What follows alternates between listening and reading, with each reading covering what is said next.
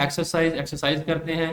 तो जो बच्चे पढ़ाई में कमज़ोर हैं, मैं अक्सर कहता हूं कि आप एक्सरसाइज के शॉर्ट एमसीक्यूज और लॉन्ग कर लें, 4 चैप्टर के एक्सरसाइज के लॉन्ग कर लें और बाकी सारे एक्सरसाइज के शॉर्ट कर लें, तो आप 35-40 तक मार्क्स इंशाल्लाह ले सकते हैं। लेकिन जो बच्चे माशाल्लाह पढ़ना जानते हैं और जो उन्हें पढ़ने का शौक है, तो वो लेक्चर सारे लाजमी सुने, इंशाल्लाह आप 60/60 लेंगे इसमें से, ठीक है। तो एक्सरसाइज करते हैं, सबसे पहले हम शॉर्ट करेंगे, फिर एमसीक्यूज और लॉन्ग करेंगे। सबसे पहले हम एमसीक्यूज करेंगे, फिर शॉर्ट और लॉन्ग करेंगे। विच component of blood is mainly responsible for carrying oxygen? कौन सा ब्लड का कंपोनेंट है वो ऑक्सीजन को कैरी करता है? तो बेटा जो आरबीसी है इनके ऊपर हीमोग्लोबिन होती है, हीमोग्लोबिन प्रोटीन इनके साथ जो है वो ब्लड को ऑक्सीजन को ट्रांसपोर्ट करती है, ठीक है। उसके बाद है बेटा a person with low platelet count is likely to face difficulty in. एक बंदा है जिसके प्लेटलेट काउंट कम है, प्लेटलेट कम है उसमें, तो उसको क्या मसला आएगा?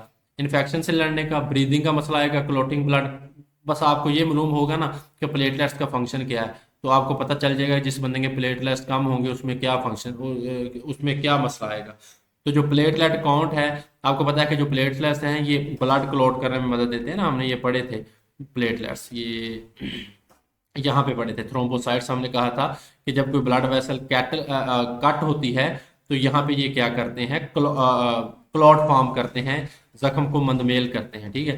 तो इसका क्या मतलब है कि जिस बंदे में प्लेटलेट्स का काउंट कम होगा बेटा, उसको ब्लड के क्लॉट करने में मसला आएगा, ठीक है ना, तो वो डिफिकल्टी फील करेगा, मुश्किल फील करेगा। उसके बाद तीसरा है which of the following layer is found in blood all blood vessels?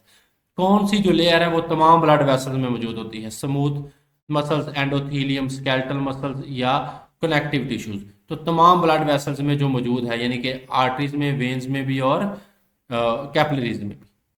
तो बेटा आपने स्ट्रक्चर पढ़ा है सारा, ठीक है, तीनों ब्लड वेसल्स का। यहाँ पे आएंगे आप तो यहाँ पे आपको स्ट्रक्चर मिलेगा। ये देखें बेटा, ये एंडोथीलियम है, ये आर्टरी में भी मौजूद है, ये वेन में भी मौजूद है, और यही एंडोथीलियम जो है वो कैपिलरी में मौजूद है, ठीक है। बाकी वाल्व इधर है, इधर नहीं है, कनेक्टिव टिश्यू इधर है लेकिन इधर नहीं है। तो ये सिर्फ एंडोथीलियम की बनी होती है जो होती है कैपिलरी। इसका मतलब है अगर इसमें ये एंडोथीलियम है तो बाकी इनमें यहाँ पे भी मौजूद है, यहाँ पे मौजूद है, और बाकी चीज़ें इसमें नहीं है, ठीक है। तो जो एंडोथीलियम है ये इन सब में कॉमन है, ये जो अंदर वाली तय है सबसे, ठीक है। उसके बाद है which of following content deoxygenated blood in adult human? Adult human में बेटा किस में डीऑक्सीजनेटेड ब्लड होता है? ये हम बड़ी डिटेल से पढ़ कर आए हैं, पूरा चैप्टर वन शॉर्ट वीडियो में हमने हर चीज़ देखी है, अलग अलग से जो लेक्चर है उसमें भी आप देख सकते हैं। तो कौन सी जो चीज़ है, कौन सी ब्लड वेसल है जिसमें जो है वो डीऑक्सीजनेटेड ब्लड होगा, ठीक है। तो लेफ्ट एट्रियम है, पल्मोनरी वेन है, पल्मोनरी आर्टरी है, ठीक है। तो जो पल्मोनरी आर्टरी है, तमाम आर्टरीज ऑक्सीजनेटेड ब्लड लेकर जाती हैं सवाए पल्मोनरी आर्टरी के। पल्मोनरी आर्टरी दिल से फेफड़ों की तरफ जाती है लेकिन डीऑक्सीजनेटेड ब्लड लेकर जाती है, ठीक है। When fibrinogen makes blood clot it's separate from blood and is rest is. हमने कहा था जब हम फाइब्रिनोजिन ब्लड क्लॉटिंग जो प्रोटीन है उसको हम ब्लड से निकाल लेंगे तो जो पीछे चीज बचेगी उसको हम सीरम बोलते हैं, ठीक है।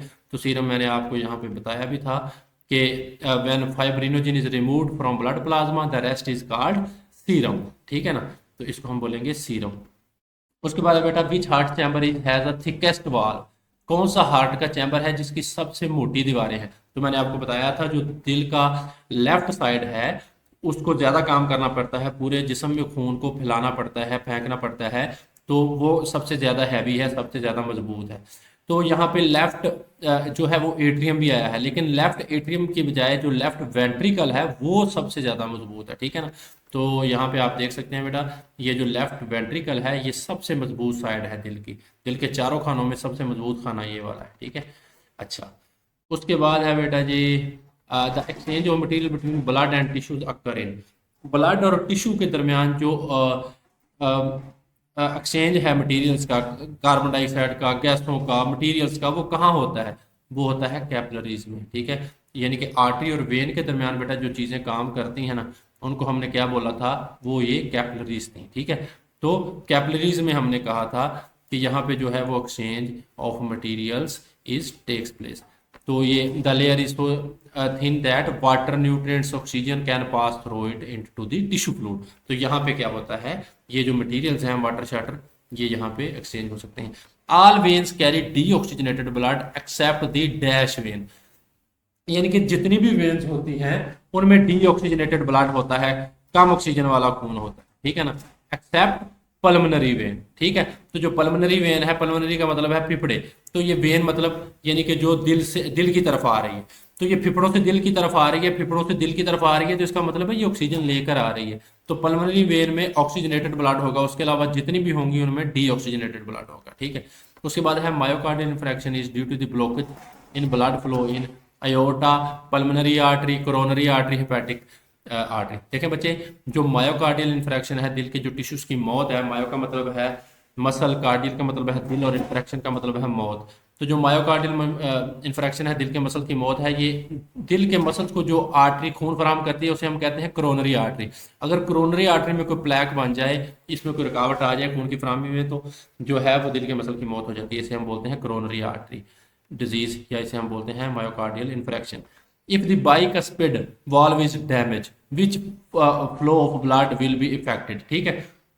उसने कहा है कि अगर बाइकस्पिड वाल्व है जो वो डैमेज हो जाए तो ब्लड का फ्लो है वो कौन सा फ्लो डैमेज होगा। तो बाइकस्पिड वाल्व मैंने आपको यहाँ पे दिखाया था कि ये कहाँ मौजूद होते हैं, लेफ्ट एट्रियम और लेफ्ट वेंट्रिकल के दरमियान कौन सा वाल्व है, ये लेफ्ट एट्रियम है, ये लेफ्ट वेंट्रिकल है, और ये वाला जो वाल्व है ये बाइकस्पिड वाल्व है। इसका मतलब अगर ये बाइकस्पिड वाल्व खराब हो जाए तो जो लेफ्ट एट्रियम है और लेफ्ट वेंट्रिकल है इनके दरमियान क्या है, खून की फराहमी में मसला आ सकता है, ठीक है। तो अगर if bicuspid valve is damaged, the flow of blood will be affected from left ventricle to from left atrium to left ventricle, पहले ही इसका, ठीक है ना। तो यहाँ पे डैमेज हो सकता है।